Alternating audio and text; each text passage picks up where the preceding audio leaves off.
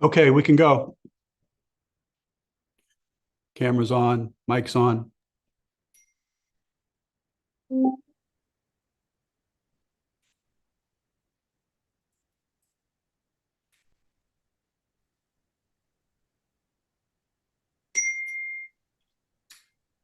Welcome, everybody, to today's Meet the Articles Forum, brought to you by the Nantucket Civic League with the tremendous support and assistance of Nantucket Community Television.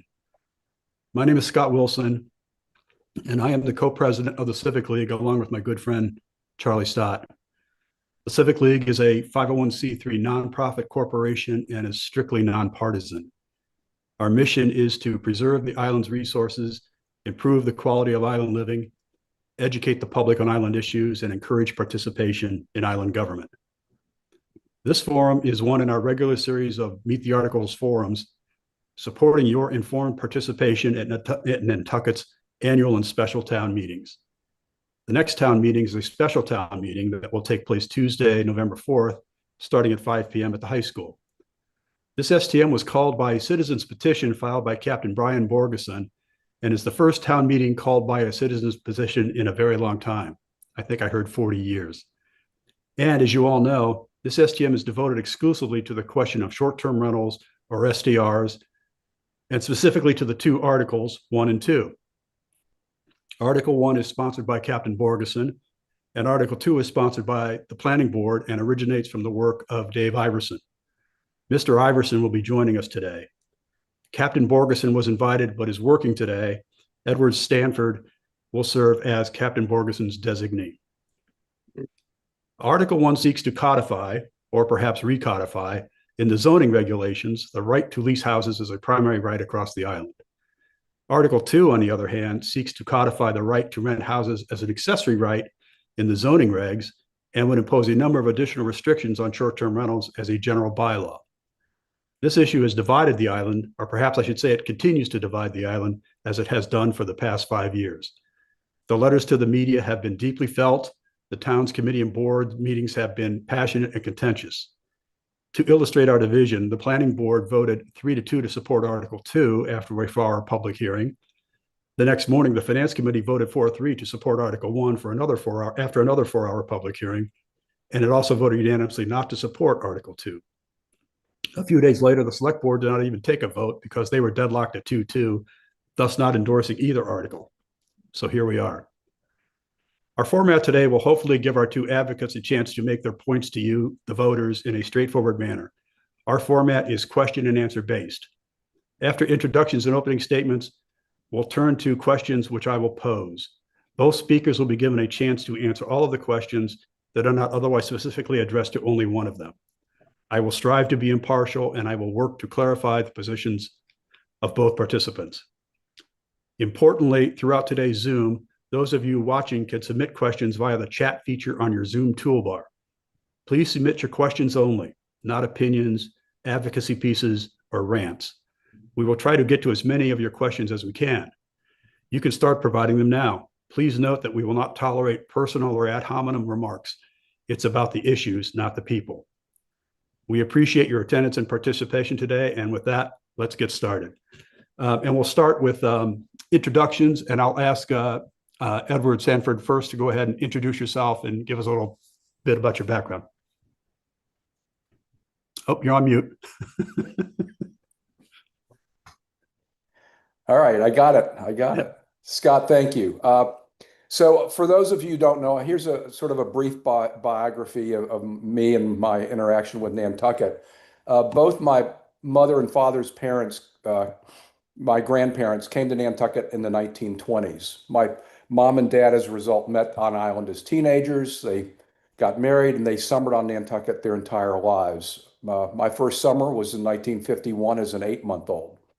I moved here year-round in 1971 and began working as a carpenter. I worked for Jack Van Loo and then Bruce Killen. In 1977, my brother Alfie and I started the Sanford Boat Company, and we built 20 Illyrian-class sloops, closing up shop in 1982. You can still see many of those sailboats when you come around Brant Point on the ferry in the summer. After that, I managed the Old North Wharf cottages. I got into I got a real estate brokerage license in 1986, went full-time in 1991. I started my own company, Sanford Real Estate, in 2003 and merged with the Great Point Properties in 2008. I sold my share of that company and retired last May 2024. Uh, I also was a part of a partnership that owned the Brotherhood of Thieves restaurant from 2004 to 2021. My nonprofit efforts include stints in the Nantucket Conservation Foundation Board, Nantucket Boys and Girls Club, and the Chamber of Commerce. I'm currently on the board of the Harvey Foundation. I was involved in community planning efforts twice in the 1980s. I was on the Comprehensive Plan Steering Committee from 1995 to 2000. I think those are the dates. And I chaired that committee for 3 years. I also sat as an alternate on the Zoning Board of Appeals from about 2000 to 2006 and sat as a Zoning Board of Appeals member on the first two 40B hearings, chairing the second one. And both of those have been fully developed. And then my sort of last big planning effort was I chaired the Mid-Island Planning Committee in the early 2000s and submitted the Mid-Island Plan to the Planning Commission, I think in 2001. So that's a brief summary. Thank you. Dave Iverson, how about you? Oh, first of all, Edward's Edward's resume, so to speak, is incredibly impressive. I first came here in 1986. Raised three children on the island. Was involved. Had my own retail business for almost 40 years. Indian Summer Sports was the last business I had. I sold that 2 years ago and retired. I've been a member of the planning board for 6 years now, being its chair for the past two. Also have served on the Affordable Housing Trust, and some other boards. So I've been serving the town for about 6 years now in total. Thank you. And maybe briefly, Edward, tell us about your involvement with the development of Article 1. Well, I have been interested in this short-term rental debate since it really started about 5 years ago. And I heard about Article 1 this summer, and I just was interested in it. I feel strongly about it. And I didn't have specific input on the language of the article because, again, that was taken care of by, various attorneys and people who know how to write warrant articles. But I'm certainly in support of it and have been sort of working with an amorphous group of people to support it and to promote it and to get the word out.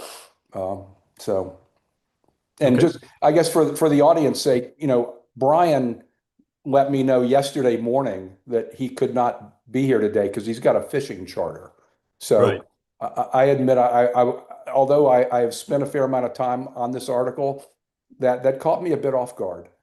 So that's why I'm here.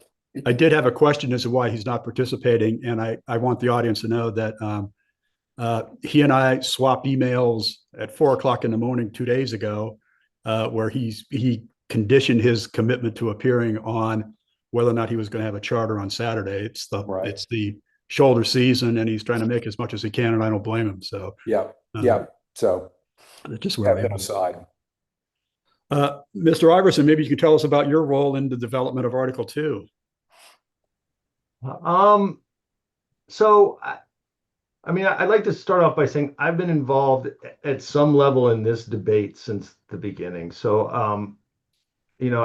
I've seen and heard pretty much everything in this debate over the past 6 years. Articles 2 started at a select board meeting when it was inferred, or I think it was actually just straight out said that this is the responsibility of the planning board. It's the planning board's job to deal with zoning. So with that said, Tom approached me, and that's Tom Dixon, the select board, and said, hey, I'm willing to sit down with some people. Let's sit down with some people. So we sat down with quite a few people, met, discussed, understood people's concerns and opinions. And that's kind of how the process started. Tom was involved in that part, but I soon got involved in a more of a negotiation process with a number of stakeholders. And we sat down at a table over many hours and tried to come up with an article that took everyone's point of view into consideration. With that said, I think that we didn't have as much input from the real estate professional side. I think for many reasons, and I respect all those reasons. So to say this is a full compromise of the whole community, I think is not accurate. But I think with the people that were willing to sit down, and I'm not saying that the real estate community wasn't willing to sit down, but they had their own thing going, which is Article 1. And I respect that. So Article 2 is a product of those negotiations. Okay, thank you. I asked each of you if you could prepare an opening statement, and I'll let you do that now. Dave, do you want to go first? Sure. I haven't prepared one, to be completely honest. So on the fly, I think, first of all, I would just like to kind of review what Article 2 does. Article 2 is a warrant article that establishes a right to rent your house short term. But with that said, with that right comes restrictions. And the restrictions that are contained in Article 2 are a 70-day limit for the whole year in rentals, and a restriction in the peak season of June 15th through August 31st of 49 days, with 7 contracts or 7 turnovers allowed and a 7-day minimum. It also has what I refer to as a carve out, but it allows hosted stays. So any stay where an owner or operator is on the property, lives on the property, is there when they're not working, those properties are allowed to bypass the 70 days and the 49-day, 7-day restriction and 7 turnovers. And I have to be honest with you, this was difficult to come up with. There was a lot of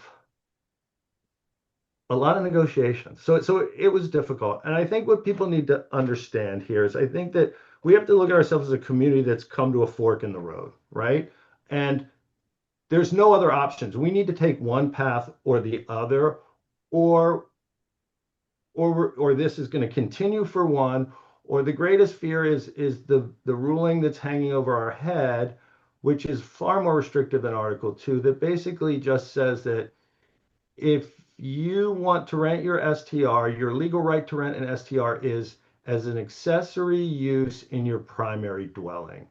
And although that court case refers strictly to the ROH, it won't take much to have it converted to all zoning districts. And that's my fear, is that if nothing passes here, we're gonna walk into never-ending litigation. And I don't think we need that as a community, nor do we want that. So we have 2 paths. We have, in my opinion, we have Article 1, which is business as usual and offers the possibility, because I don't want to say this is going to be an unrestricted market, but it offers the possibility for further regulations through a general bylaw. But at the moment now, it doesn't restrict how people rent their house. Article 2 offers some regulations, including the ones that exist, that allow people to rent, but regulates how they rent. And I think that we as a community need to make that decision, and we have the power to predict our future in some sense and what this island's going to look like in the future. And I think that both of these articles give the community a very good choice as to what our path is in the future. Thank you. Edward, Article 1. All right, thanks. Scott, when you said, that I would have an introductory statement, I typically speak off the top of my head. I feel like my thoughts are fairly well formulated, but in this case, I had to write something down to try to, frame what Article 1 is all about. So I'm going to read this. And I really started in doing this, I had to go back into history because ultimately vacation rentals are a huge part of Nantucket's history. So this is my statement. So for a long time, at least going back to the early 1900s, Nantucket property owners have offered their homes to vacation renters. This custom was clearly going on in 1972 when the town instituted its first zoning bylaw. Over the next 50 plus years, renting homes to vacationers was an accepted practice. In the 1972 bylaw, the definition of the word used included the language rented or leased to be used.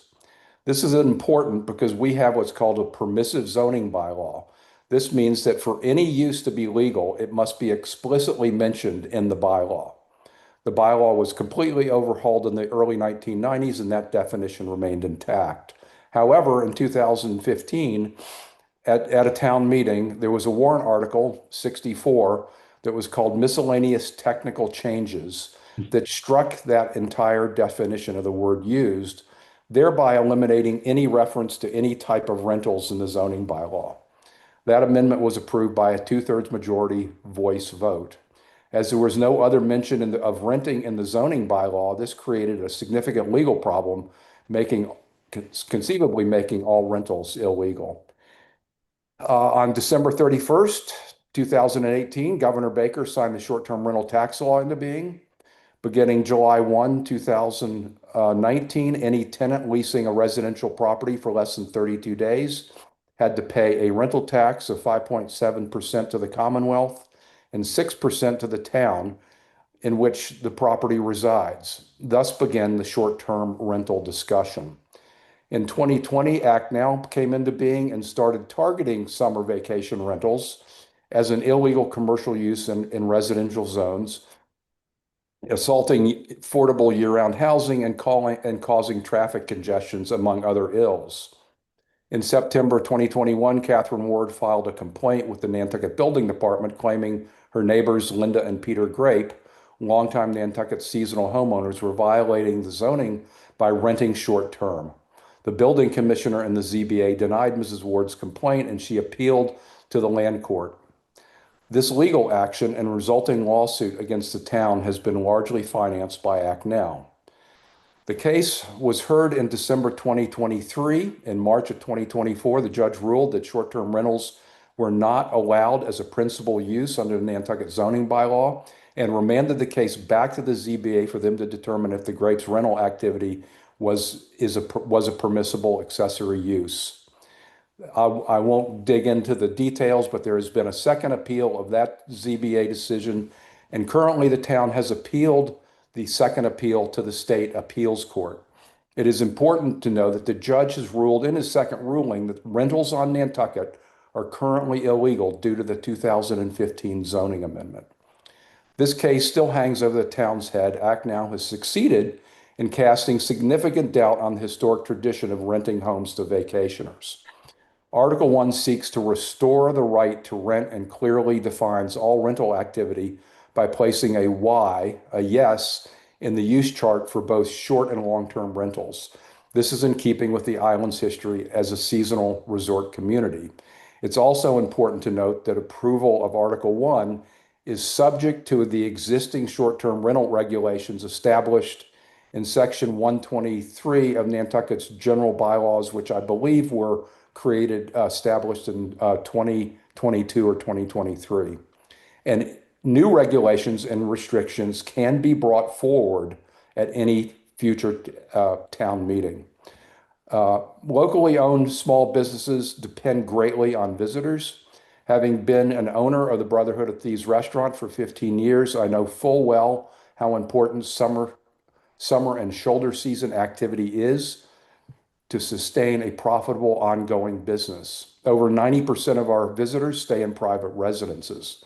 If the ability to rent a home is greatly restricted or reduced, it is reasonable to assume that many island businesses owned and operated by year-round residents could fail, and that would be a tragedy and irreparably harm the island community.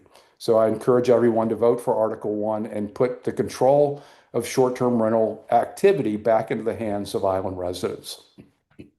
Excuse me. Thank you. Thank you. Both great opening statements. We're going to go to questions now. And I've got a list of questions that I developed. To develop them, I went back and I read all the letters to the editors, and I watched the planning board hearing over again, and I watched the finance committee hearing over again, and of course the select board, and tried to find where there are points of differences that we could discuss, and hopefully eliminate or subdue a lot of the hyperbolic comments that have been made. And so I'd like to get started with this one. Is it fair to characterize Article 1 as a short-term view and Article 2 as a long-term view? We'll start with Dave. Oh, Scott. For one, I'm sorry that you had to go back and watch all those meetings and read all those letters. Listen, a couple things. I need to first state that I'm speaking for myself and not for my board. My board was like the community split on this, and just out of respect for my board and for the people that disagree, these are my opinions. I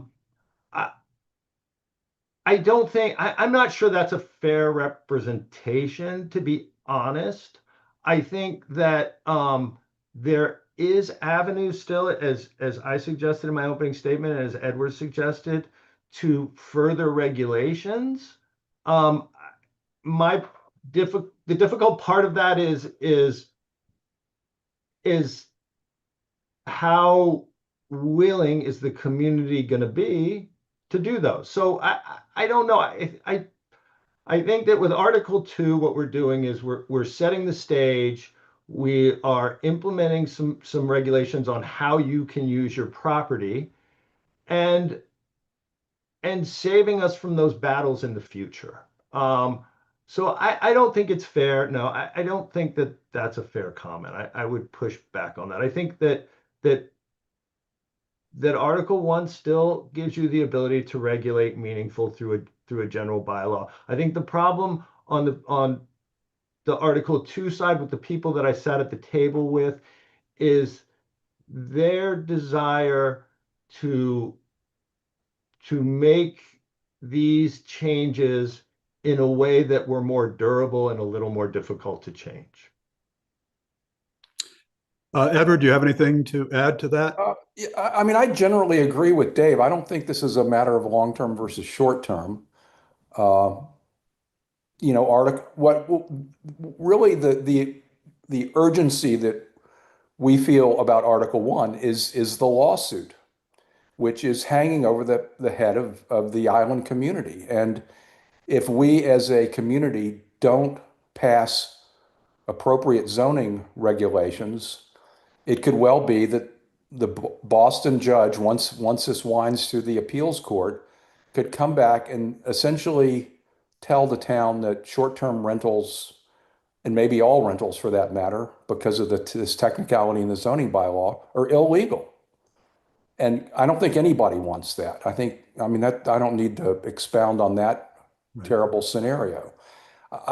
So we want to put an end to the legal action. And we think the appropriate thing to do, based on the history of the island, is to codify long and short-term rentals. That has been the custom on Nantucket.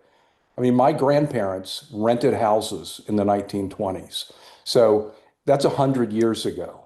So there's no debate about that. And so I think Article 1 simply restates that. We have to restate it because of the nature of our zoning bylaw and really the oversight that the planning community made by not defining rentals in the zoning bylaw, maybe going back to 1972. It just wasn't even considered. And clearly that was a mistake because I think if you go back 50 years, nobody thought that renting to a vacationer was a bad thing. It was an accepted practice on Nantucket.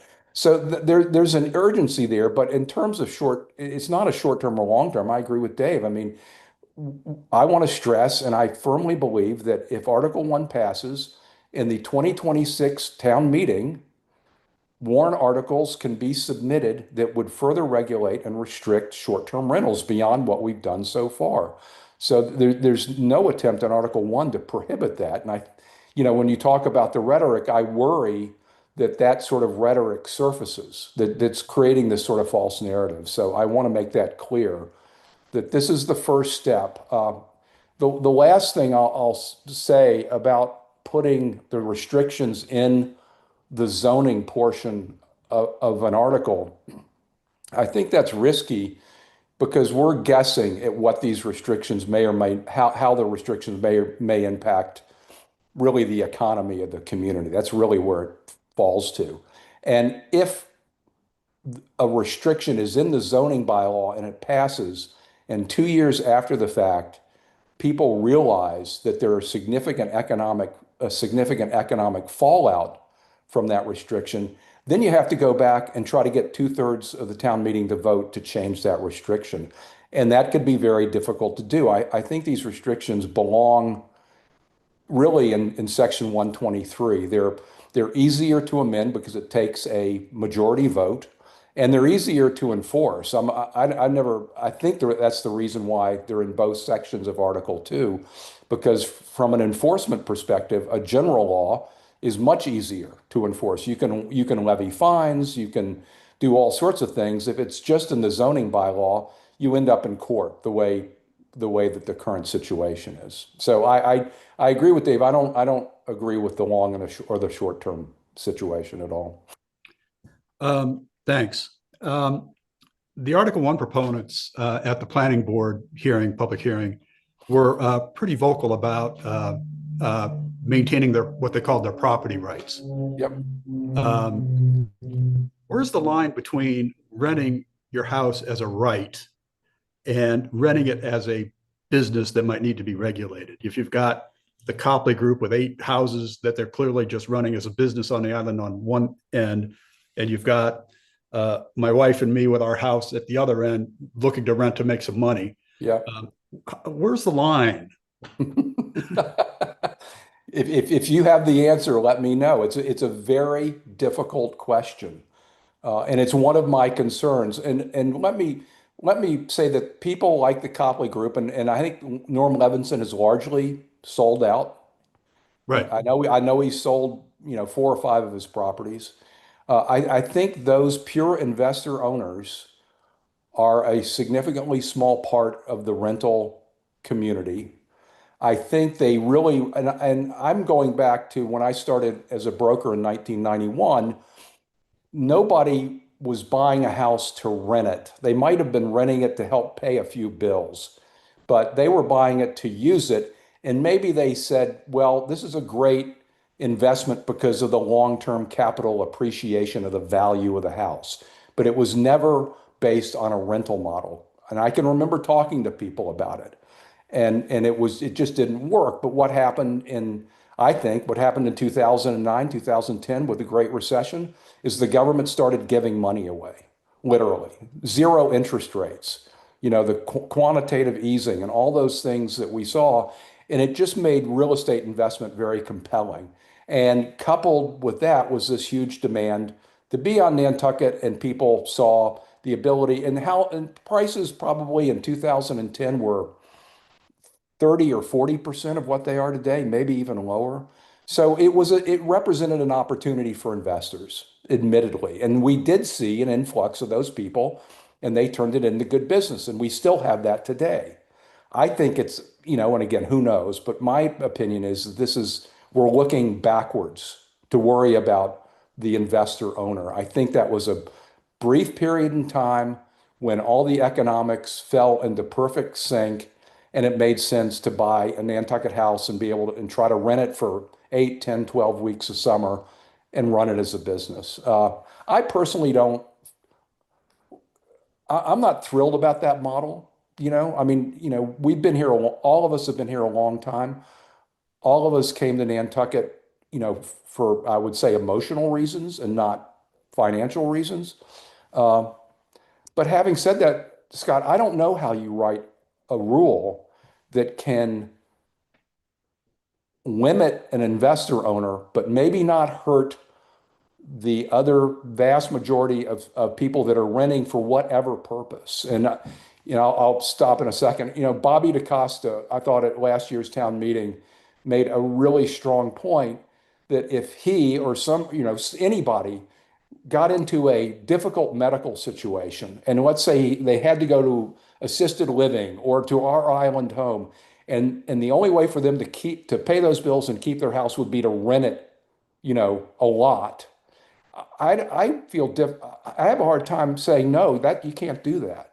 And I think that's the problem with trying to restrict the investor owner. I don't think you can restrict one and not hurt the other. So. Dave, do you have anything you'd like to add? I do. Can you restate the question for me? Where is the line between renting as a right and renting as a business that might need to be regulated? So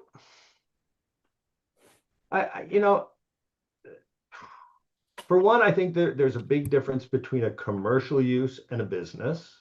I think that if you're renting your house for weddings, for college reunions, for any, I think you're bordering on a commercial use. On a business, where do you draw the line? I struggle with that with as Edward does. I think if you're depreciating the asset, you're probably in a business, right? If you're itemizing deductions, it's probably a business. So I think it's hard, and Edward's right in some sense is how do you weed one out without the other?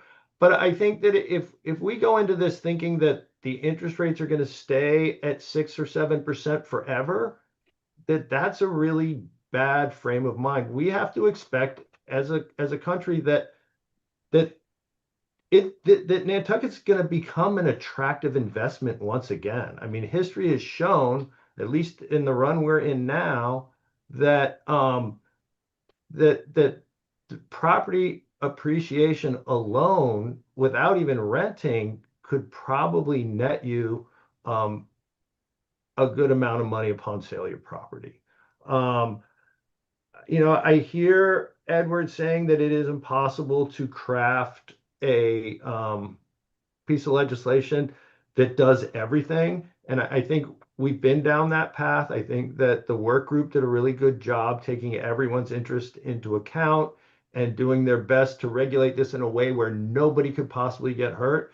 And it just became too complex for anyone to deal with. I do think that there is, if Article 2 passes, I think there's a very good argument to have some sort of hardship provision woven into it. I've got mixed feelings about that, but I do think that it's a viable way to deal with people that I think there's many community members that maybe not many, but I think there's a few community members that could be hurt by this, that they could have a good argument with a hardship provision. So I think that if 2 passes, I would look for that provision to come up at the next town meeting, because I don't think anyone's intention is to hurt anybody. Right. And the question is, how do you regulate the businesses without interfering with the Yeah, I think personal? you can. I think that You can't. You need to try. There was great care gone into Article 2 and crafting it that seasonal owners are treated the same as local owners. And I've seen some literature out there that suggests that seasonal owners won't be allowed to rent or won't be allowed. It's just simply not true. I think that everyone is treated equally in Article 2. To Edward's macroeconomic point, my wife told me the other day that she read that 30% of the mortgages nationwide, 30% of the houses nationwide are bought for cash, are not taking mortgages. There's a lot of, I believe there's still a tremendous amount of, money through these private equity companies, and, private equity's now opened up to IRAs, and it's just going to generate more of the same. But I digress. Next question. Dave, how do you feel? Can you describe the hosted stay expansion in Article 2 and what that was meant to do, and any observations you might have about what the goal was for that provision? I think the thought behind it was that, for one, I think that there's a disproportionate share of locals that rent the home they live in some way or another. And I think the general feeling amongst the people at the table was that hosted stays with somebody on the property are going to be less impactful because you have someone there monitoring them. So I think it was a way for this group to preserve, which is part of the Nantucket tradition. No one's going to deny that. And to preserve that at the same time, protecting, we don't have many left, but the cottage community style model, or not cottage community, but the cottage, I guess, I don't know how to, whatever it is, right? Like the Corkish cottages, right? Multiple dwellings on a piece of property, traditional use, family member lives there. Is to protect those interests. And I heard it referred to as a provision that expands the rights of hosted stays. You're referring to the fact that it exempts them from it exempts them. It doesn't expand. I guess it expands their right over a house that doesn't have an owner or an operator living there, for sure. But the hope is that it will be far better managed, and it will be less of an imposition on the neighborhood. Okay. Edward, I don't know if you have anything to add to that. Nope. No, I'm good. Scott, before we go on, one point is, and I don't know if you meant it this way, but Nantucket a couple of years ago, town meeting banned corporate ownership and REIT ownership. So again, and I don't disagree that Nantucket can see.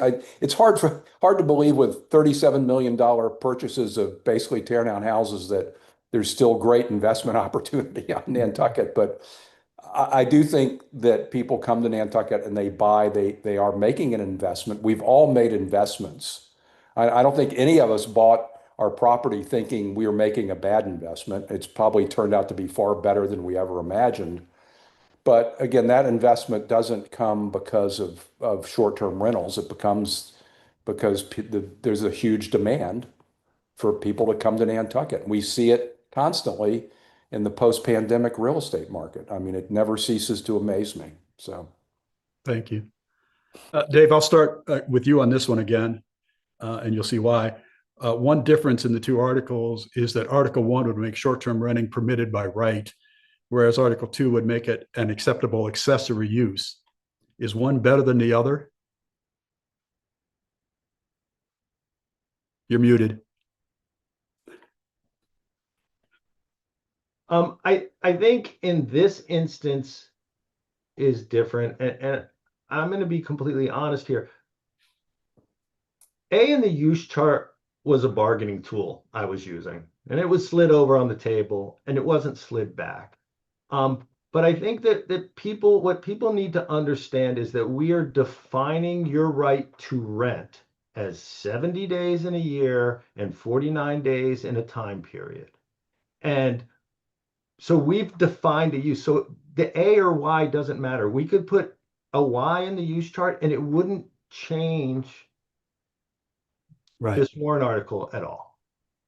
If That's that, that's what I was wondering is why Article 2 sort of stayed with the it, accessory use. it was a bargain chip that wasn't slid back. Hmm. And and I'll take responsibility for that. That was my fault. But that was part of the negotiation I was trying to work out. And it ended up as an A in a use chart. And again, I would argue that regardless of the letter in the use chart, it's the definition in zoning that matters, and it is defined as your right to rent. Um, you know, Edward states a lot that, that Article 1 is going to give you the right, and I would argue that Article 2 does the same thing. It just does the same thing with some regulations attached. Thank you. Any rebuttal to that, Edward? Well, no, I guess I want to say this politely. I'm suspicious about the A designation because if Dave is correct, why was it a bargaining chip? Clearly, for the people he was negotiating with, it was an important part of the article. And I don't know why. I think you have to dig into the legal nuance of accessory use. I'm assuming, and again, this is just me, I'm assuming it makes short-term rentals as a right more vulnerable in the future than if it was a Y designation. And that's why that's why it was a bargaining chip. No. And I can't tell you how it's more vulnerable, but that's my assumption. So Go ahead, Dave. If I could respond to that, yeah. So how it was used as a bargaining chip was to display how a member at the table had not moved their position at all, not even an inch from the beginning of this discussion. So it wasn't that that person wanted an A, it was for me to display to the rest of the group that we had a member that wasn't moving and that needed to be more flexible. So it wasn't a bargaining chip because what A meant something different than Y. It was a bargaining chip in, hey, look, here is what you've wanted all along and you haven't moved. So let's negotiate on this. Okay, thanks. So I would again respectfully and gently push back on Edward on that. Well, maybe you have to cut you off. Edward, next question's for you. The Advisory Committee of Non-Voting Taxpayers endorsed Article 1 primarily because of the $2.5 million hole that Article 2 would blow in the town's operating budget.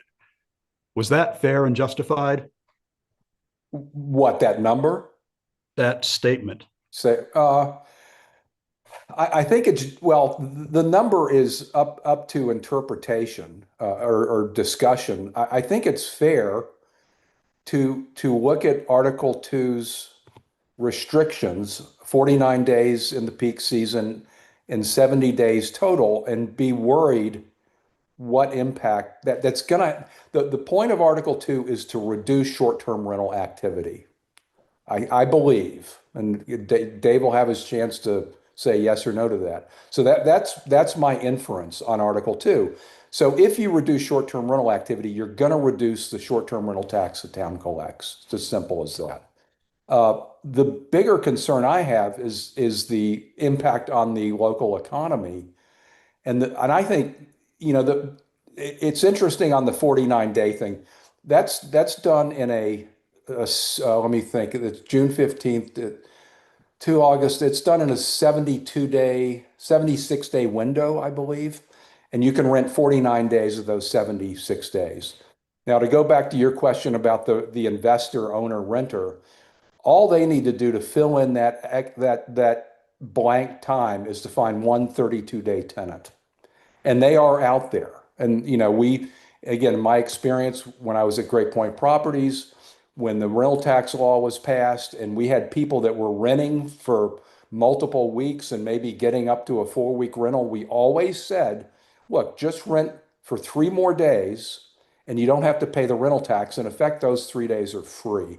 And I think, investor owners are businessmen, and businessmen learn how to react to a changing economic environment or to a changing regulatory environment.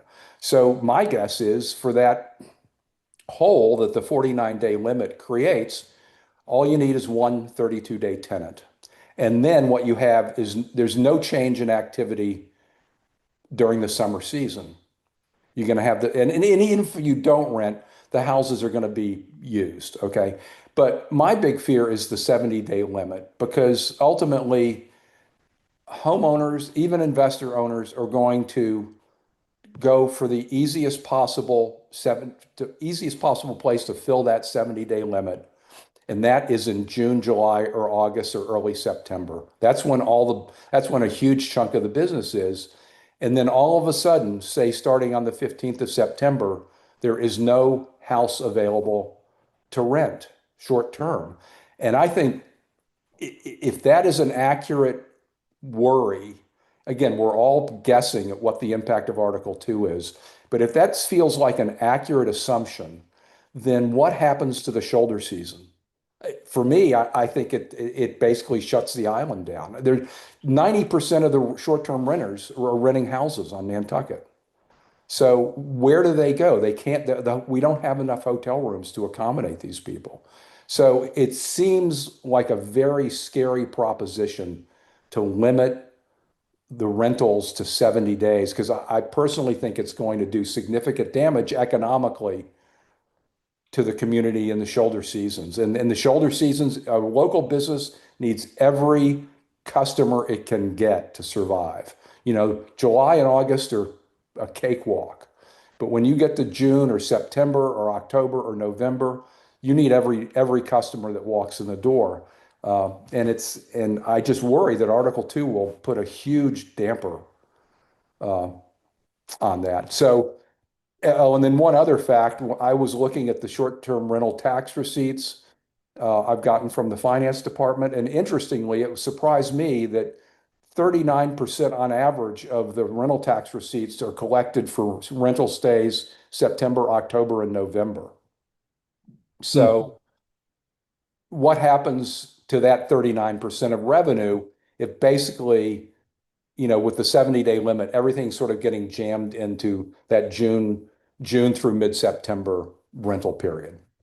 Because, you would have to rent 21 days outside of June 15th and outside of August 31st, I'm assuming, because those are the busiest times of the year. That's when the homeowners are going to chew up their other 21 days, and they're not going to be available. And Brian Borgeson's charter group is renting a house.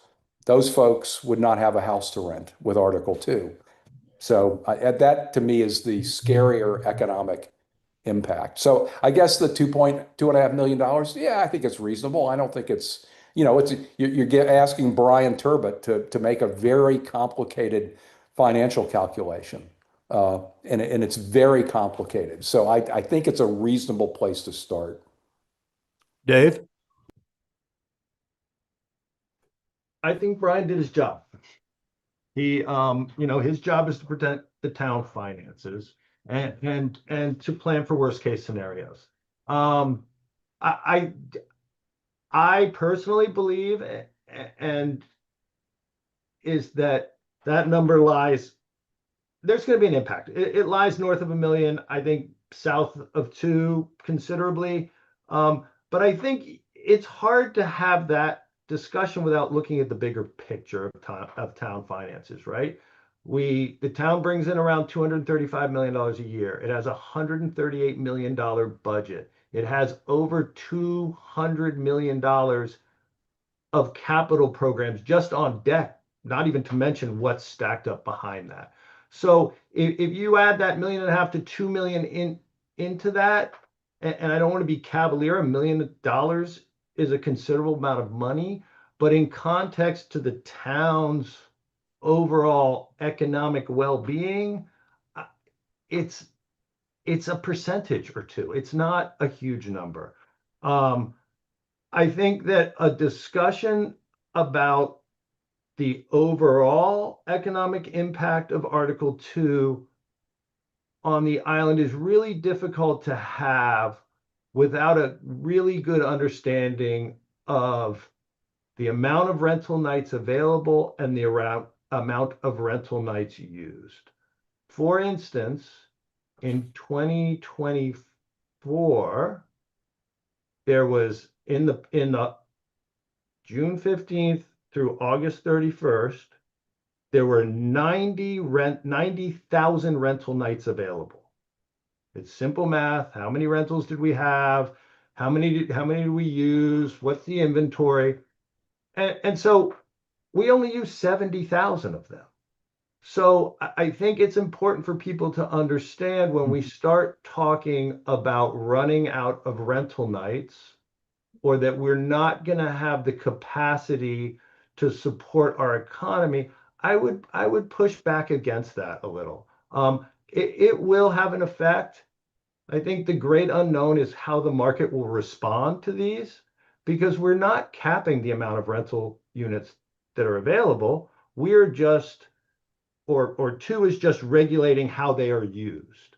So I think that it's unfair to predict economic meltdown. I think a lot of the people that are doing that were the same people that all the way back in 2000, or all the way back in the 90s, actually, when the idea of taxing rentals came up, and a lot of the same people were preaching economic implosion and disaster in the rental market. And it didn't happen then.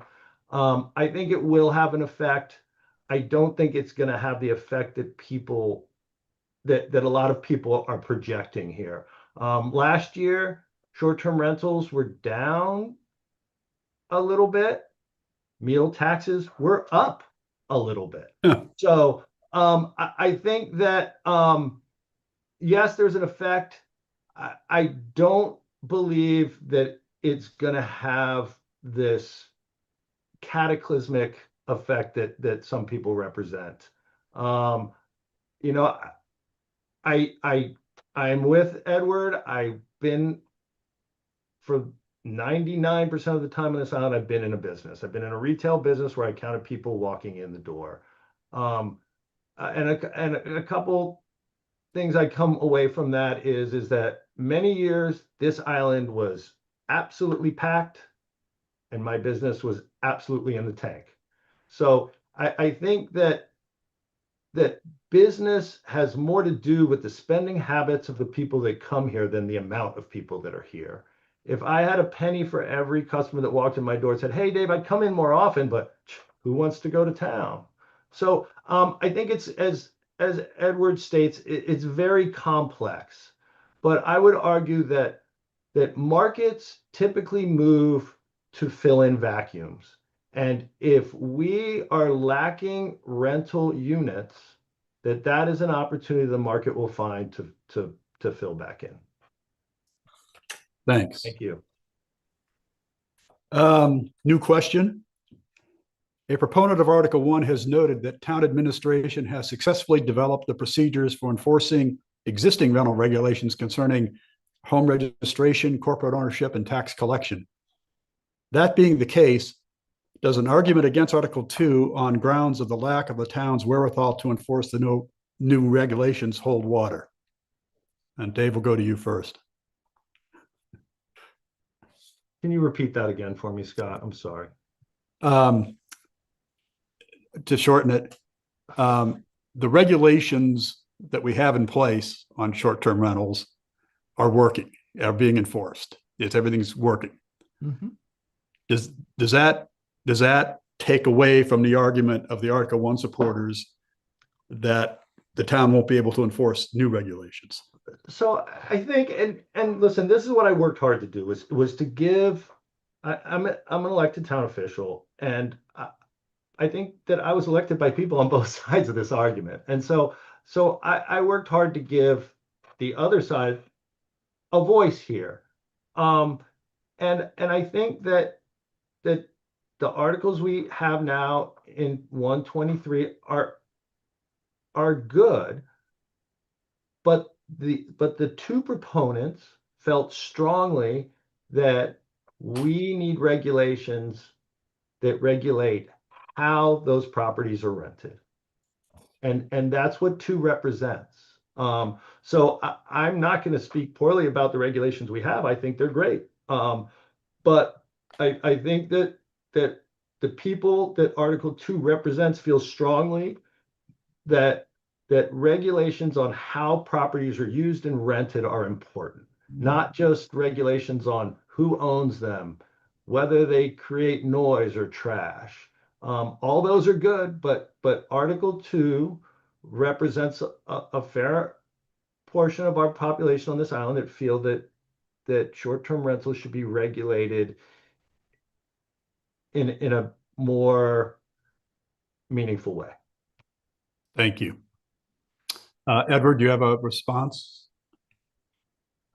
You're muted. You're muted. I've got a cold and I keep coughing, so I go to mute because I Fair don't enough. Fair enough. Yeah. So, you know, I want to reiterate that Article 1 does not prohibit future regulation. It absolutely does not. And, you know, Dave said early on, and I concur completely, that this kind of rhetoric is completely counterproductive. And I hope it can cease. So that's the first important part. Specifically to Article 2, as I said earlier, the fact that they put these restrictions in the zoning section, if they passed, and we don't know what the impacts of these restrictions are going to be. You know, when I spoke to Brian Turbot about this, I said, you know what you need to do is you need to go to Google and get 500 of their best AI guys and start running simulations to try to figure out what might happen to the island economy. We just don't know. So it seems really dangerous to me to place that kind of a restriction in the zoning section, which makes it very difficult to amend. And so that's the first thing I'm concerned about. And so, I mean, I'm not saying we don't need more restrictions. We need well-considered restrictions. One of my huge frustrations is it's very difficult to get short-term rental data. I just got last week through a Freedom of Information request the street list of all the houses that registered through the Board of Health for 2025. That's the first time I've seen it. It's not comprehensive because the town doesn't require people that rent for 2 weeks or less to register, but it's a start. And people need to see that street list, because what you hear time and again, really, really hard rhetoric, is that investor owners are hoarding year-round houses and destroying year-round affordability. I don't believe that for a second. If you look at the street list, you start to get an idea of where these rentals are and what may or may not be the impacts there. The same way with what is, you know, as a real estate agent in a Nantucket real estate office, we rarely, if ever, dealt with less than 1 week rentals. We didn't get a lot of calls for them, and typically the brokers didn't want to deal with a 3-night rental. It was just and so therefore the platforms, Airbnb and VRBO, probably handle a large percentage of those less than 1 week rentals. I'm assuming they're doing a lot of the off-season business, because again, my experience with Great Point Properties, which I think is statistically sort of accurate for all real estate companies, is we did all our rental business from the 15th of June to Labor Day. And maybe we had a lease or 2 or 3 in September, but it was all compressed into that summer season. So we don't really have a clear indication of what the platforms are doing and how people are renting their houses and what's available out there, other than looking at the rental tax receipts, you know, which is a fairly crude tool, because all you've got is one number. You can divide that number by 6% and come up with, you know, rental revenue, but you really don't know anything more than that. So I would argue that what you want to do is, again, you want to end the lawsuit. That is a damaging situation for the town of Nantucket and has horrible implications if we as a community cannot get together and pass the appropriate zoning rules to end this legal action that's been going on since 2023. That's the first thing we need to do. I would argue long and strong that we also need to really dig in to the rental data. The state has significant rental data. They've been collecting taxes on Nantucket property since 2019. It's very difficult to get them to offer us any real information from that rental data. The town needs that. And what we need to do is to try to get a really complete picture to see what additional regulations we might need. I think most of this is done anecdotally, by the seat of our pants, and it's so for that reason, it just really, it worries, Article 2 really worries me. I think it's throwing a sort of a dart at a wall without looking at where it's going. Thank you. The question went to whether or not the argument that the town doesn't have the wherewithal to regulate, to administer and manage the regulations was a valid criticism, but that's okay. I can see where you were going with that. Well, if maybe I didn't answer it right. I mean, the town's annual town meeting, and there have been multiple attempts at regulation. Many of those attempts are woven into Article 2, and they have failed, which tells you that we haven't come up with a sensible regulation that a majority of the voters at a particular town meeting are going to approve. So I don't think it's not the town fathers that have failed. It's that the articles that have come before town meeting have not been approved. As simple as that. So I would like to think that Nantucket voters are sensible, and if they see a need to regulate, we banned corporations, we banned REITs, we've created this registry, so we are doing things, and I would assume that's going to continue in logical fashion. Thank you. We've got a ton of questions on the chat, and I'm going to go try and pick out a couple of these real quick. Yes, Dave. And I just, and again, by all means, 100% respect to Edward, but just to be fair, we have seen all the data. We've seen what NARAB's offered. We've seen the platform data coming from AirDNA. So we have a very good idea of what each person's, or not persons, but what the platforms do and what the local real estate agents do. And to be honest with you, it's almost split down the middle. It's crazy. So it's not crystal clear, that's for sure, but we do have that data, and it was taken into account. Thanks. I'm just looking at the questions here real quick.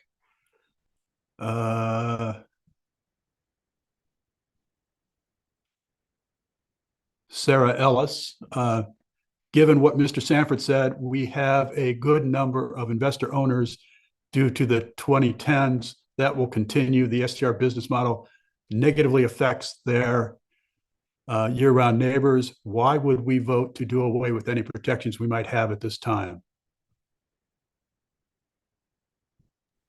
I'm not sure we're voting to do away with any protections. We're not voting to do away with any protections.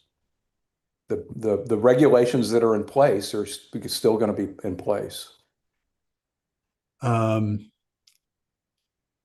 Dolphin, Mr. Iverson, you stated that if you are deducting expenses and depreciating your home, you are running a business. Owners who rent their homes long-term also get to itemize their expenses and depreciate the property. Do you consider property owners who are renting their home on a long-term basis to be running a commercial enterprise as well? If not, how do you differentiate between the two? I would say we're talking about short-term rentals here. We're not talking about long-term rentals, to be honest with you. So I think that really both of these articles are well, I guess Article 1 does acknowledge long-term rentals, but really this discussion is about short-term rentals. Question from Caroline Baltzer. You have said that Article 2 is a backstop if Article 1 doesn't achieve a 2/3 vote. If Article 1 passes, will you feel as the chair of the planning board that it is an acceptable outcome for the short-term for this special town meeting? I feel that anything that gets 2/3 vote at town meeting is the community has spoken. And it needs to be respected. Question from Sarah Ellis.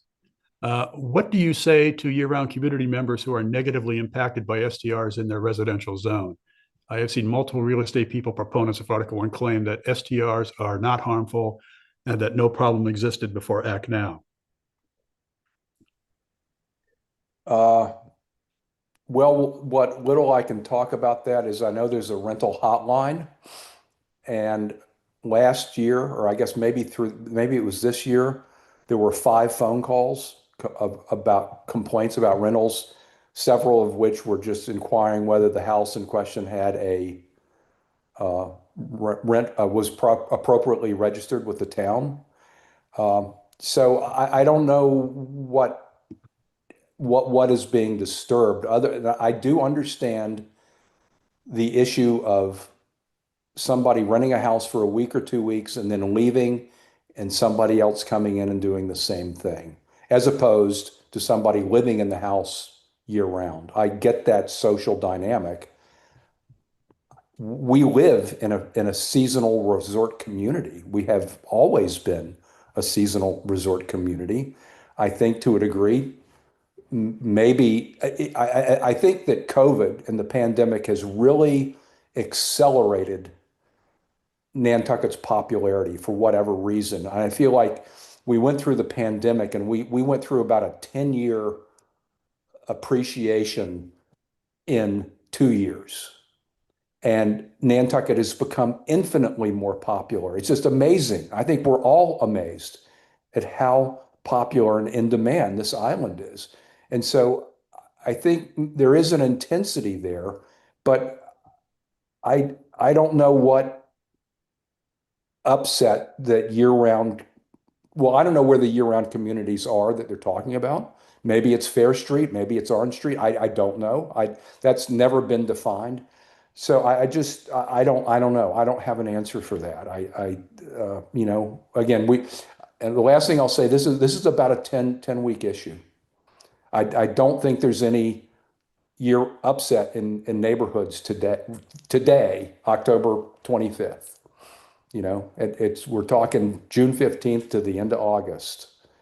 And that to me is just part of the resort community environment that we all live in. Dave, do you have anything to add? Yeah, well, just as it applies to Article 2, I think that there was a lot of discussion around the table and with different stakeholders. At one point, I was sitting with a real estate professional and one of the stakeholders, and the real estate professional turned and said, you know that this is going to create more short-term rentals. And the stakeholder looked at him and said, I don't care. He goes, the idea here, this one stakeholder's idea, and I think it's true, is there's no limit to how many, and I've said this before, how many short-term rentals we could have. But what Article 2 will do is we'll spread that use to different neighborhoods. So you're not going to have one house in a neighborhood doing 150 days a year in rentals. You're going to have multiple houses, hopefully in different neighborhoods, spreading that out. So I think it's some sense that Article 2 does address that. But I think we have a pretty robust set of regulations beyond the use part to the annoyance part, right? Loud, parking, those are all set. So it's just the intensity use of single houses that now will not be a single house in the neighborhood, but could be multiple houses spread around the neighborhood, around the island. And that's the idea of not capping the amount we could have, but regulating how much each house could do. Okay, thanks. Speaking of neighborhoods, I've got 3 quick and easy neighborhoody type questions. And again, the idea for these questions came from what I saw and read over the past 2 weeks.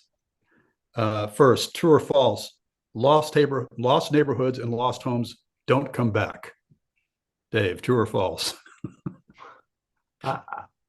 I mean, I would say probably true, but I don't have any context for that. So that's a hard one.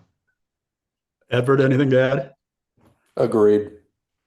Will the 7-day minimum stay result in more families renting and discourage party renting? Edward.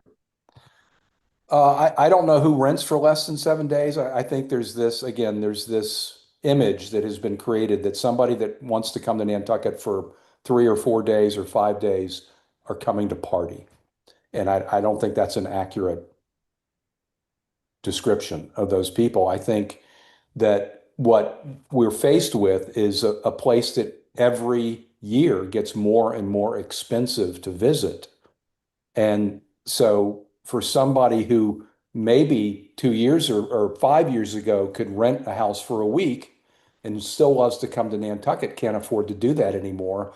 So they seek out somebody that's willing to rent for less than a week. So I think there's a huge economic component to a less than 7-day rental. I think, again, we see it a lot, I think, in the shoulder season in September and in June with weddings. You want to come with your family to a wedding, your husband and wife and 3 kids. You're not going to stay at the White Elephant, or the Nantucket Hotel. You want to rent a house, especially if you have young kids.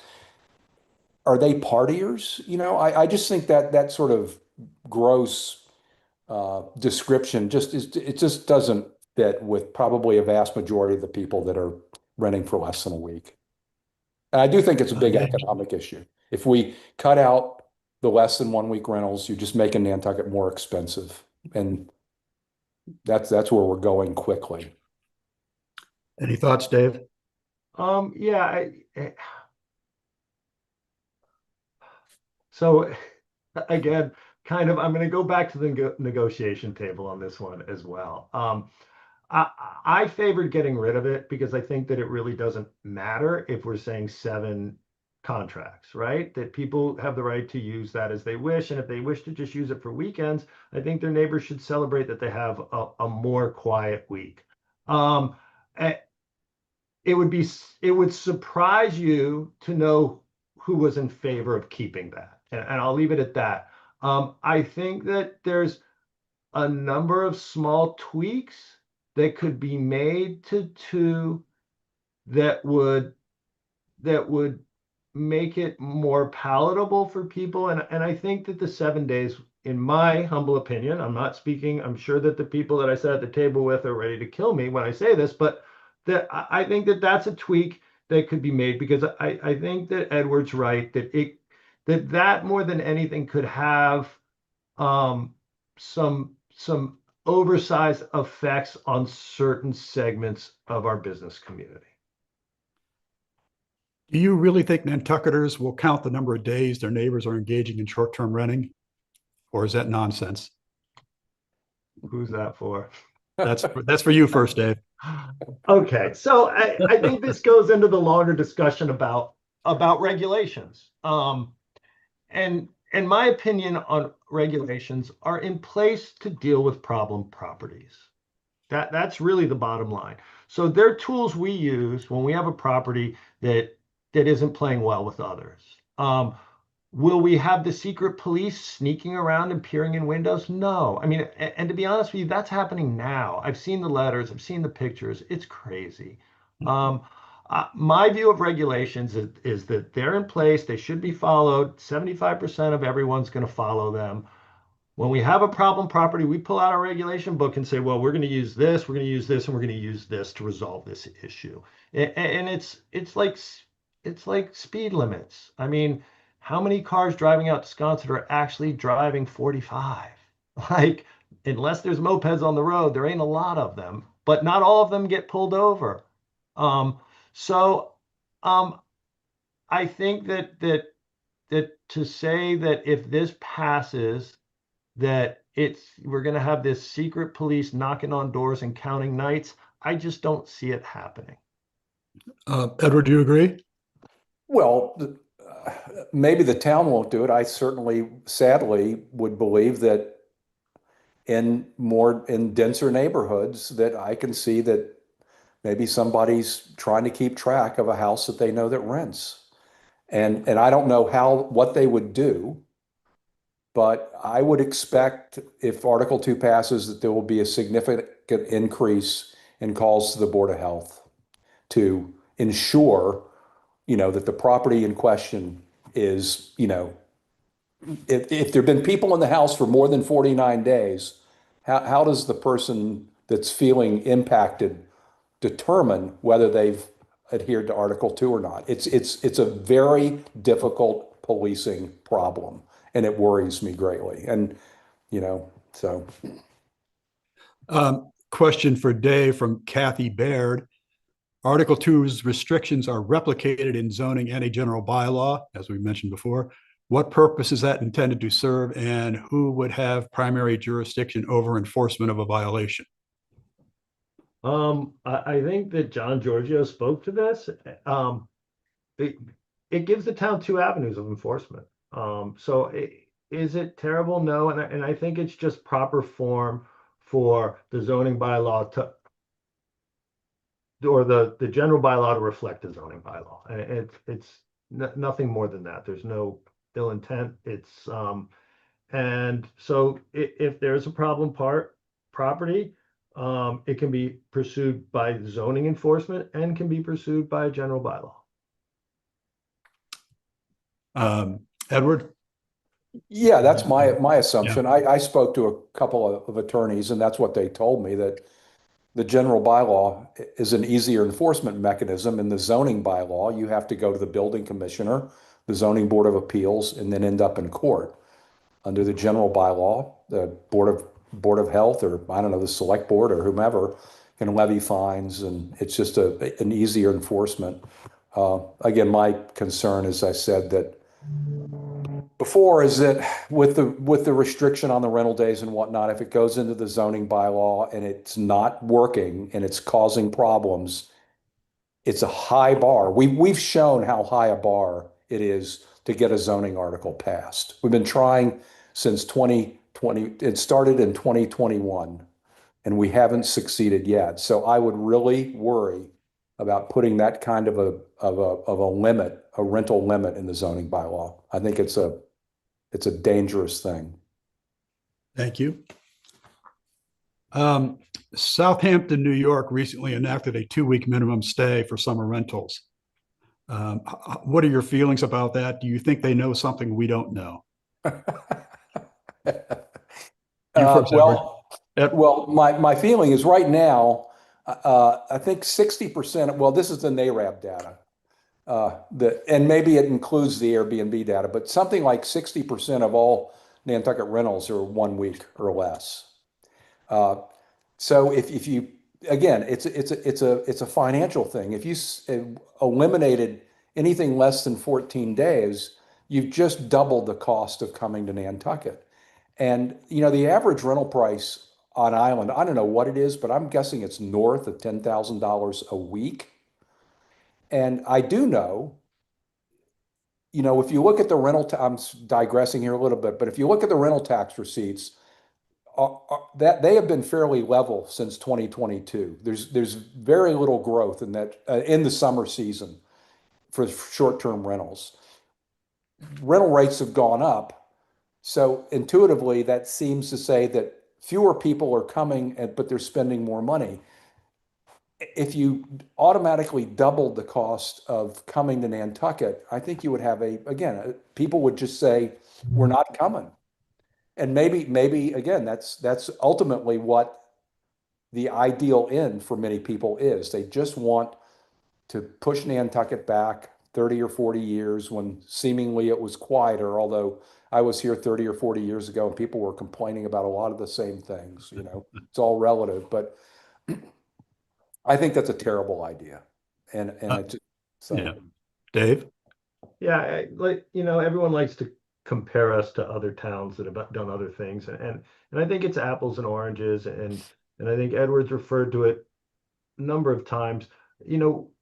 We don't have the hotel infrastructure or the ability to go to the next town over and get a hotel. So I think that we're different, and the way we deal with it should be different. And I think that a 2-week minimum would would probably create a situation that a lot of the people that are saying complete destruction economically, that would be true in that case. But to what works for one town doesn't necessarily mean it works for another. Thanks. Question from Manduez to Edward. What is your estimate of the number of property owners who might suffer revenue losses if Article 2 passes? How does this change if there are no 7-day minimum in the high season restrictions?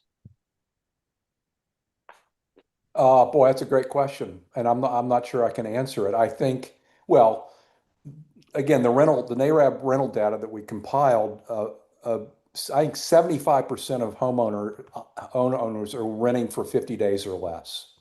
So you could argue those folks aren't impacted. So then there's a 25% that's above that. As I said earlier, on the 49-day restriction in the June 15 to August 31, if you rented for 49 days and somebody wants to rent more, then they go out and search for a 32-day rental, which maybe are becoming a little bit more commonplace. Although, again, we went through this wild swing where I was a kid, I don't, people basically came for the month of July or the month of August. That was sort of the rental image.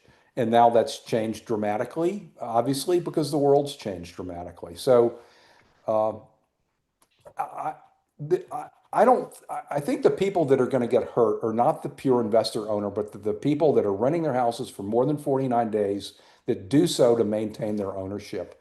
And I believe that there are a big chunk of owners out there that have been on Nantucket a pretty long time. Maybe they're multi-generational. They end up with a house that their parents owned and their 2 or 3 or 4 children that now own it.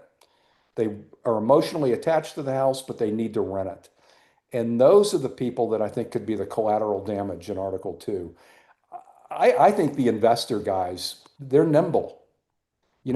I don't think they're going to be hurt that much, to be honest with it. And I certainly don't think, you know, beyond the economic impact, it's not going to change the June 15th to August 31st activity in Nantucket. Because again, if you can't rent your house and it's sitting empty for 2 weeks in July, my guess is, or in August, my guess is you're going to figure out a way to use it. Either you're going to use it, or you're going to send your brother or sister down there, or aunts and uncles or grandparents or whatever.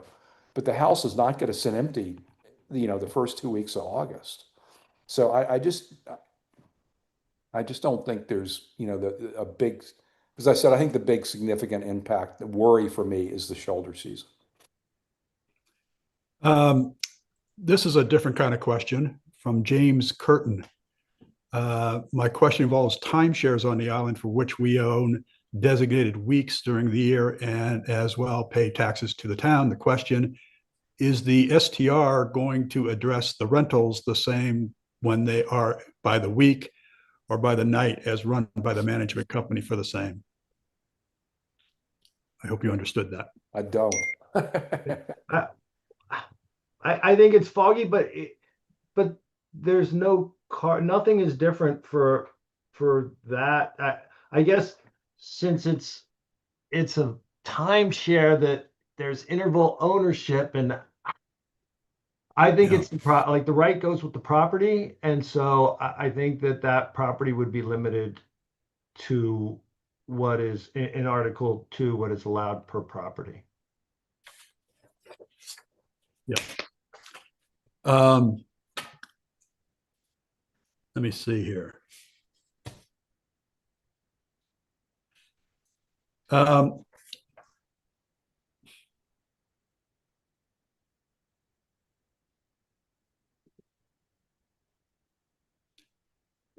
supporters of Article 1 be hurt by Article 2's defeat because they will find themselves competing for tenants with short-term rental owners? Or are they truly parallel markets, as somebody coined it, with no overlap? I'm sorry, say that again, please. Will supporters of Article 1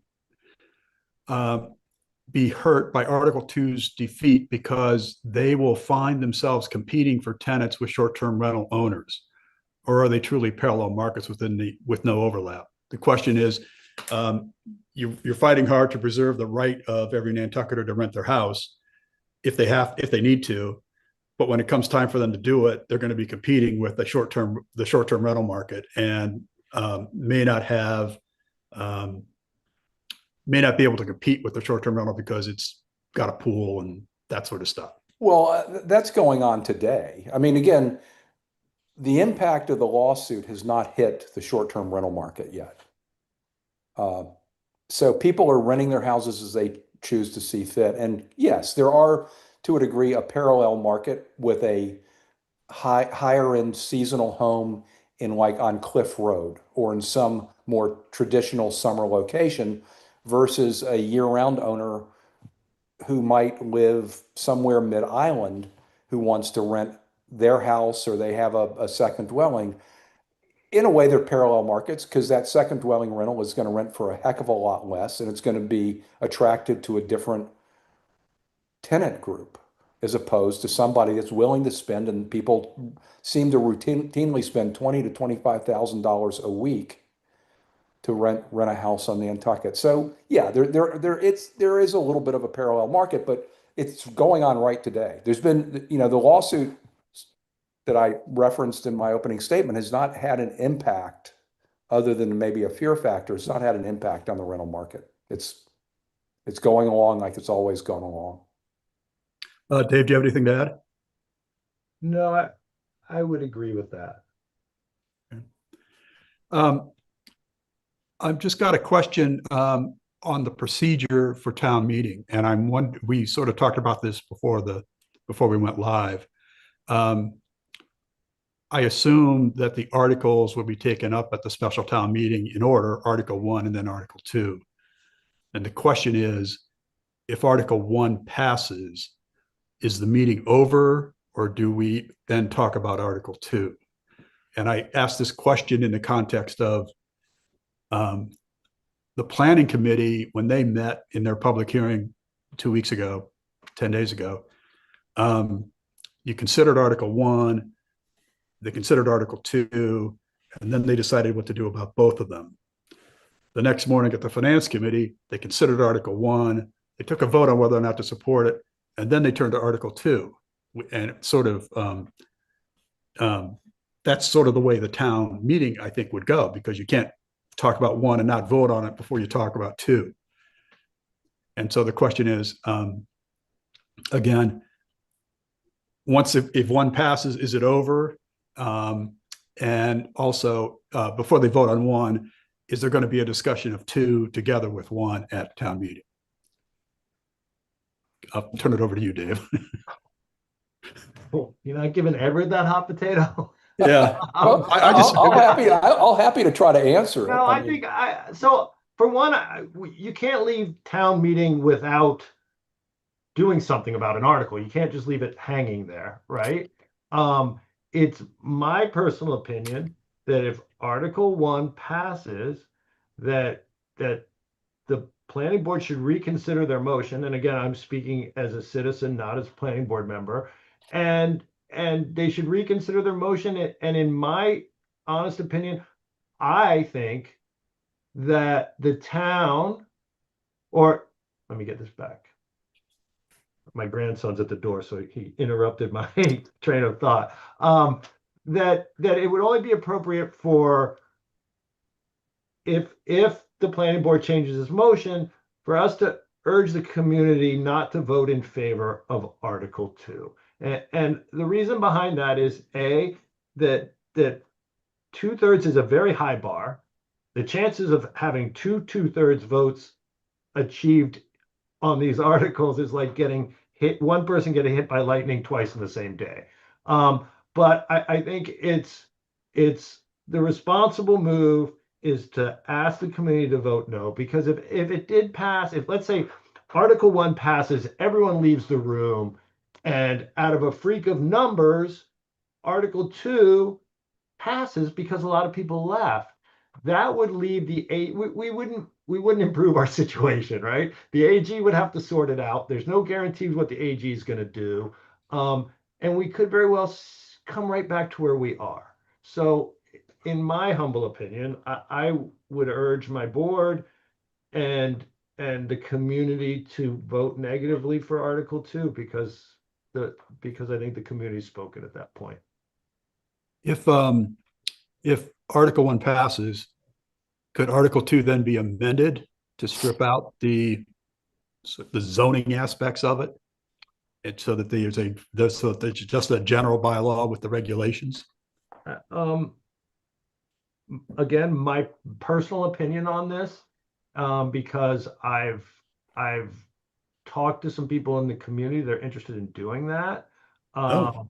And I spoke to our moderator about it, and her position, because my first impression is like, it's out of the scope, no way. And I think Sarah was a little skeptical, but she said she would have to see it first before she could make that call. So that would be the moderator's call.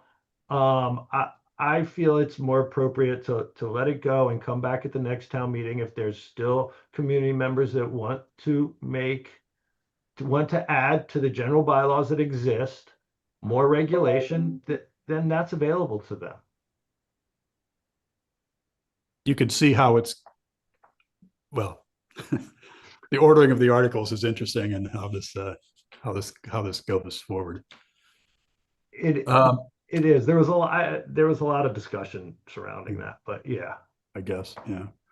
Edward, have you had anything to add to that? Yeah, no, I hear what Dave's saying, and I think that would be the appropriate thing to do. And when I talk to people about attending town meeting and voting, part of my discussion is you have to stay for the entire meeting. And if that happens, if people understand what's going on in this town meeting, I would wholeheartedly agree with Dave that you're not going to get a 2/3 or better approval on Article 1 and then get a 2/3 or better approval on an opposing article. So I think, yeah. So basically, I'm agreeing with Dave, and it would, again, just because Article 1 passes, again, doesn't put an end to attempts to restrict and regulate short-term rentals further. And when you look at the history of the attempts to regulate short-term rentals in this sort of fashion, I mean, the very first article that went before town meeting in 2021 had a 45-day limit in the summer and 90 days total for the year. And you can look at all the various articles that have been submitted to try to restrict rentals somehow, really trying to target this evil investor owner. They're all sort of the same, and they never garnered a lot of support. And so my sort of thought to the people that feel strongly about regulating further is they've got to come up, assuming Article 1 passes and Article 2 is either laid on the table or what, they've got to maybe go back and look at all the failed attempts to see where they went wrong. And to try to, and again, I think Section 123 is the appropriate place to try to restrict, because again, it sets a lower bar. It's more flexible. It's easier to regulate. It's easier to enforce, and then come back with maybe they've got to get enough people to approve it, and that's been the great failing. I feel like a lot of these articles, sort of a group of like-minded people get together and come up with an article, and they get to town meeting, and it gets like 25% of the vote. And so I think if there's a history there, they got to look at what's failed in the past to what they can possibly have succeed going forward. So, Thanks. So I have two more questions, and they're sort of high-minded and altruistic and all that stuff. The first one, in listening to the meetings and reading the letters to the editors, I've heard or read it's the haves versus the have-nots, secret police, those who do not have to work for a living, capitulation article, not compromise article, economic discrimination, anti-tourist, loss of our AAA bond rating, and many others. The question is, how do we as a community strip away the hyperbole and have a more open, honest, and friendly discussion? Or is that simply not possible? And I'll start with I think we proved that to Dave and I. Maybe Dave and I will just go on a traveling roadshow. I Uh, couldn't, I mean, yeah, what is discouraging to me, Nantucket's been my home since I was a baby. It was just in my blood.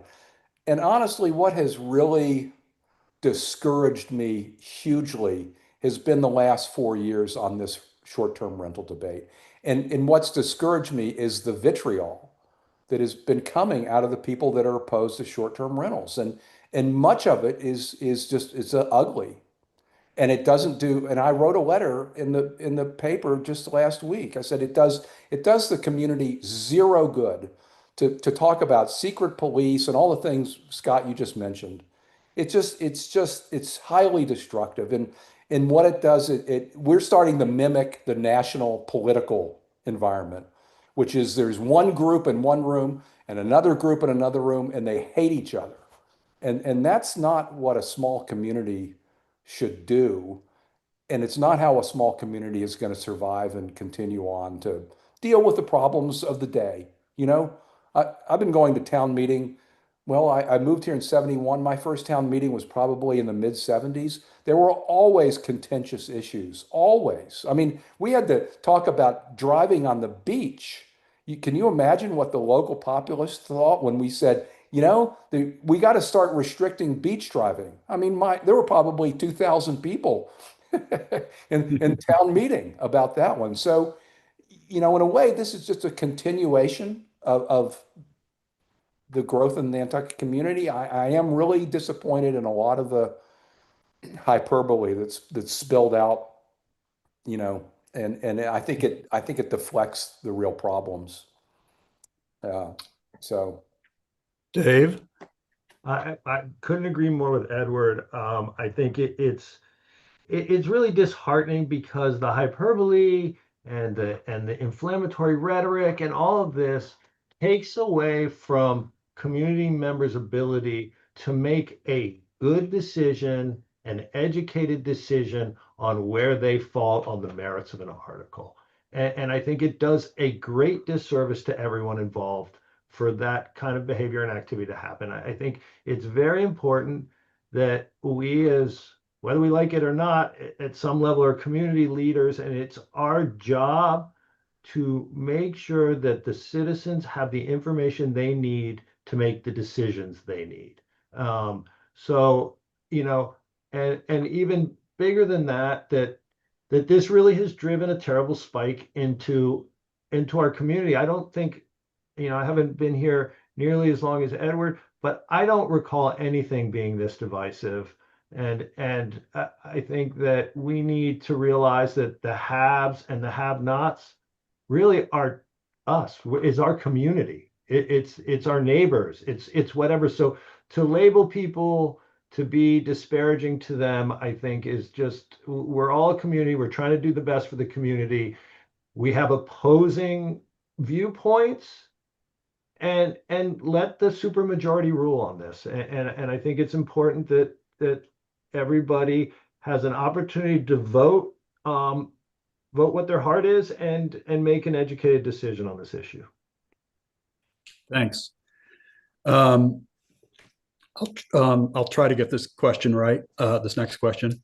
Matt Fee has been vocal about the lack of visionary island planning for the future, and he characterized this debate as an economic one. How do we take these issues to the next level of trying to figure out, what Nantucket wants to be in 20 years? Dave?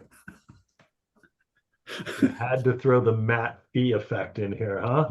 Um, I have to admit, I have a lot of respect for Matt. He sort of comes in at the end with all these visionary statements. I'm like, wow. Listen, I think that on the 4th of November, I hope that everyone that has one of those clickers in their hands votes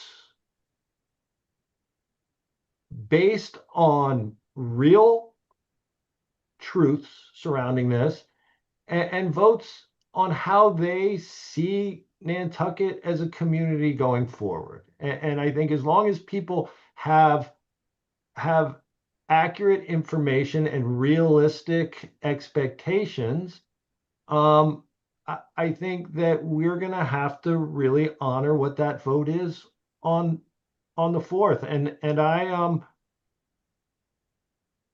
I can't overstate the importance that we need to make that decision on the 4th. I'm not saying you need to vote for 2 or for 1, but what I am saying is we shouldn't leave that room till our zoning deficiency is resolved and something is passed. And I don't know if I answered Matt's question or not, but I'm sure I'll hear from him later if I haven't. That's fine. That's fine. Edward? Yeah, I think I largely agree with Dave. You know, I went to my first community planning session that was organized by Bill Klein in I think 1982. And we had just established zoning 10 years prior. And I'm not sure when Bill Klein came to work for Nantucket, but it was fairly early on in his tenure as planning director. And the community has been doing long range thinking since then. Um, and ultimately, it's a funny, you really have to step back. And I think because I was in the real estate business, I met a lot of people who were brand new to Nantucket. Typically, I mean, if you're staying at the White Elephant, or the Cliffside Hotel, you got some money. You're a sophisticated traveler. And more, many times, my office was down in Brant Point, so we were surrounded by hotels. Many times, a couple would walk in like on a Saturday afternoon and they say, we never been to Nantucket. We got here Thursday night and this is the most incredible place we've ever been. And we've been all over the world and we want to rent a house next summer. So they've instantly fallen in love with the place. So what I ask is, doesn't that mean that we as a community have been successful in creating this incredible an environment, both natural and built? I mean, when you spin the clock back to 1965 or the early 60s, Nantucket was hugely at risk. We had no regulations, we had no environmental protections, we had nothing. There was no land under conservation. And so spin forward 60 years, we have done a hugely successful job of preserving what in general we see special, given the context that we live in a constitutional democracy and we're not a police state and just can't randomly pass laws that impact one group and not another. So I feel like, and now we've got a master plan that's ongoing. So I think as a community, we've done as good as we can do looking at that long range vision. Obviously, that vision changes every 5 years or so based on what's happened. But ultimately, we're really not in control. That's the key thing. I mean, who wants to see the middle class of Nantucket pushed off the island? Nobody. And this is where I'll go back to the rhetoric of the short-term rental debate. We have heard time and again that short-term rentals are destroying affordability in year-round neighborhoods. And I will say emphatically, I think that is absolutely not true. What is destroying affordability is the fact that we have created this hugely desirable place that very, very wealthy people want to come to. And they have massive amount. I mean, the money that they've got in this day, as we mentioned earlier, is just mind-blowing. And they're willing to drop 5, 6, 7, 8, $9 million on a house they might use for 6 weeks a year. And that spills into the year-round community because somebody that can't, I live on Dock Rider Drive, which was developed in the late 70s, largely as a year-round place. And when I moved in 2017, the whole right side of my street was year-round people. Almost all of them have sold. They ended up selling to developers who went in, fixed the house up, sold it on the open market for far more than any year-round person could pay. None of those buyers rent. They are on Dock Rider Drive because they can't afford to be on Cliff Road. And so, in a way, we're not we're not in control of our future. We can try to guide it. We can try to, create rules and regulations and try to preserve what we think is so important. But when it gets down to this affordability issue and whatnot, that's, we're too damn popular. Make make Nantucket less popular somehow, and people will stop coming. And then maybe, because it's really comes down to a supply and demand issue. And it's our doing. Our meaning my father's generation, my generation, and even my son's 40, almost 41 years old, his generation. Those three generations are the ones that have really created modern Nantucket. And Thanks. I think we did a great job with some problems. Always, there are always problems. Before I give you both a chance to sum up, I have one final question. And you'll forgive me for this one. But I just read somewhere that the Town Council Study Committee is submitting its final report and folding up. But given the extraordinary amount of time, energy, and cost this debate has spent over the past 5 years, and given the hyperbolic nature of our discussions, as mentioned above, should the town reconsider its form of government again? Start with you, Edward. I was gonna How did ask we get Dave. here? I've been on both sides of this. I said I like to get all the days back that I've spent at town meeting. It's probably pushing 6 months at this point. I sort of feel like, as unwieldy as it is, this is just me, that town meeting, if it's decently attended, provides a good statistical cross-section of the island voter. And so the results that you get out of town meeting, if you put every voter in the auditorium for town meeting, you would get the same result. I also like how it really spreads the power out amongst the populace. And I would worry that if we eliminated town meeting and went to some representative form of government, it really plays into the people who love politics, who are going to spend all their time, pushing this and pushing that, and you end up with 6 or 7 people making a decision for the entire community. I don't know. It worries me.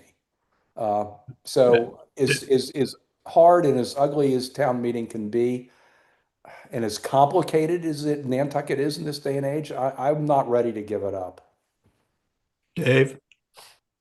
Southampton's town council restricted short-term rentals to a 2-week minimum. It wasn't a town meeting, right? So my concern is what kind of and people will say we have that problem now, but I think is the outside pressures. I think that my concern is that town meeting is us, right? It is us. It is we the people. And I'm just concerned that if we put that power into the hands of a few, that they're more easily swayed by outside influences. Yes, it's unwieldy. Yes, it's difficult. Yes, we've been on a 6-year marathon for over STRs, but it's sometimes it's messy. But I'm still in favor of town meeting. Here we go. Yep, thanks. So I will now give you each the floor if you want to have or make any closing remarks, and we'll start with Dave. Yeah, I think for me, I just think that the community now has a real opportunity to vote on how they see us in the future, right? Is what path are we going down? In 10 years, what will we look like? I think that short-term rentals have a really big part of that. And I think that I worked hard to give the community a choice. I think that the Article 1 people have worked hard to give the community another choice. And I think the community deserves to make a decision and to make a decision based on reality and not, hyperbolic talking points. So, I just truly hope that we as a community make this decision here and don't let anyone suffer what the judge's decision is, because I think it would be far more terrible for everyone. So I would urge the community to put this to rest. Thank you. Edward? Yeah, I agree. I mean, I think this this lawsuit is really damaging to our community. And for me personally, it's just sort of infuriating that a judge in Boston is telling me and all my friends and all the people I know what they may or may not be able to do with their property.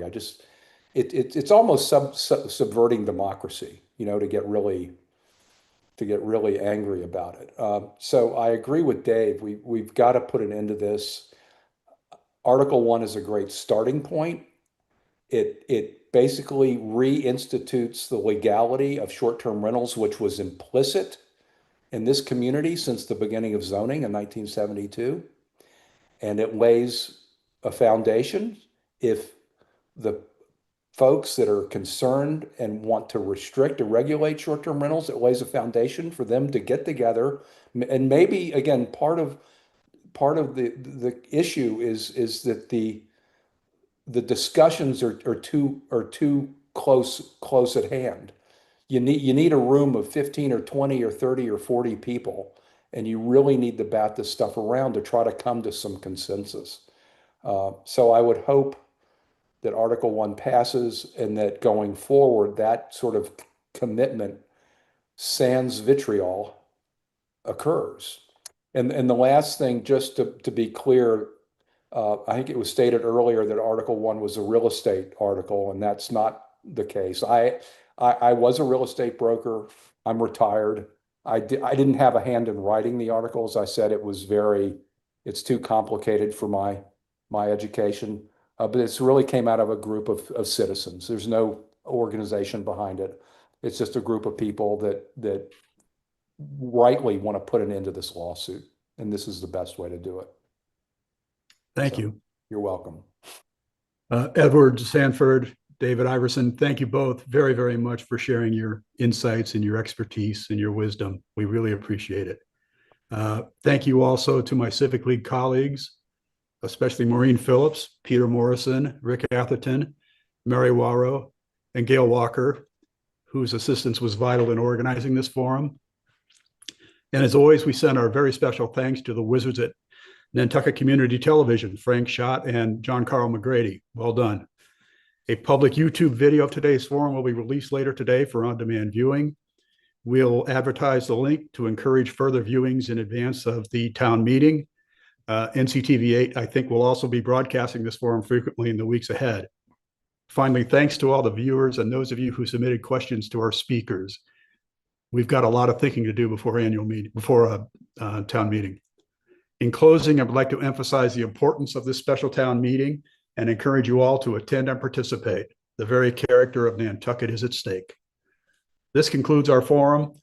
Would all attendees please mute their mics, turn off their cameras, and remain silent until NCT gives me the all clear.